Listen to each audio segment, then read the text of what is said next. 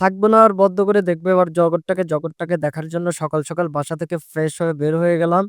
হাঁটতেছিলাম আর এদিক সেদিক ঘুরে ফিরে দেখতেছিলাম কোনো ফাঁকা রিক্সা আছে নাকি। কারণ জগৎ ঘুরতে হলে অবশ্যই আমার একটা যানবাহন লাগবেই। কারণ হেঁটে তো আর জগৎ ঘোরা যায় না। তো হঠাৎ করে আবার মনে হলো আগে আমার পকেটের অবস্থা দেখি আমার পকেটের অবস্থা কি? পরে পকেটে হাত দিয়ে দেখি পকেটের অবস্থা ভয়াবহ। তাই নিজেরে বললাম যে, "ভাই তুই গরিব মানুষ হয়ে কিভাবে জগৎ ঘুরে দেখার চিন্তা ভাবনা করিস? তোর জগৎ ঘুরে কোনো কাজ নেই। তুই কাজ কর একটা। তুই হেঁটে যতটুকু পারিস তুই ততটুকুই দেখ।"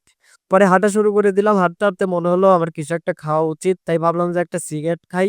পরে রওনা দিলাম সিগারেটের দোকানের উদ্দেশ্যে। আর ভাবলাম যে আজকে যদি গরিব না হতাম, আমিও জগৎটাকে ঘুরে দেখতে পারতাম।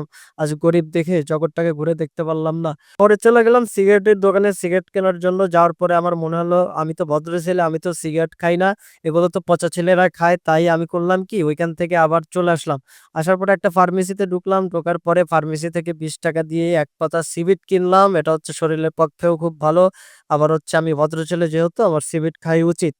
পরে আমি সিবিটটা পকেটে নিয়ে হাঁটা শুরু করে দিলাম। হাঁটতে আমার মনে হলো যে এখন একটা সিবিট খাওয়া উচিত। যেহেতু একা হাঁটতেছি মুখের মধ্যে কিছু একটা থাকলে ভালো লাগবে। তাই একটা সিবিট ছিঁড়ে মুখের মধ্যে দিয়ে আবারও হাঁটা শুরু করে দিলাম। আর হাঁটতেইছিলাম। তো সামনে দেখি কিছু খাম্বা দেখে আমার মনে হলো যে, ইস! এগুলো যদি আমার আশেপাশের প্রতিবেশীদের আমি দিতে পারতাম আমার খুব ভালো লাগতো।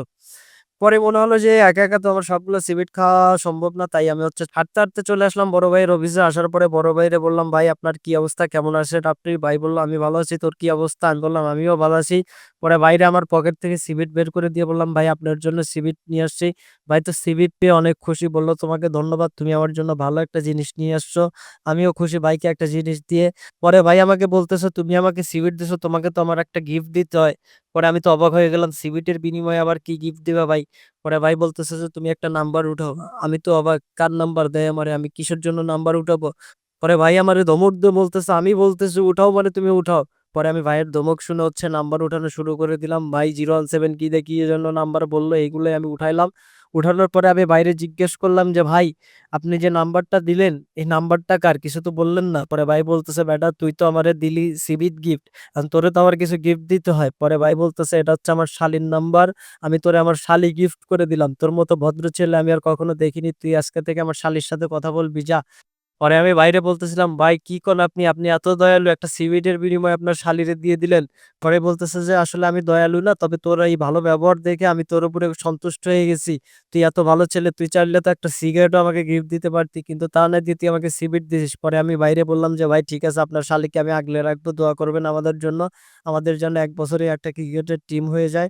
তো আমার মতো আপনারাও যদি বড় ভাইদের পটিয়ে তাদের শালীদের নিতে চান তাহলে অবশ্যই আপনাদের বড় ভাইদের ভালো জিনিস গিফট করতে হবে। খারাপ কোনো জিনিস গিফট করা যাবে না। সিগারেট-টিগারেট গিফট করা যাবে না। শুধু সিবিট গিফট করবেন আর বড় ভাইদের শালীদের নিয়ে নিবেন। তো আজকের ভিডিওটা এতটুকুই। সবাই ভালো থাকবেন, সুস্থ থাকবেন। দেখা হবে নেক্সট কোনো ভিডিওতে। আল্লাহ হাফেজ।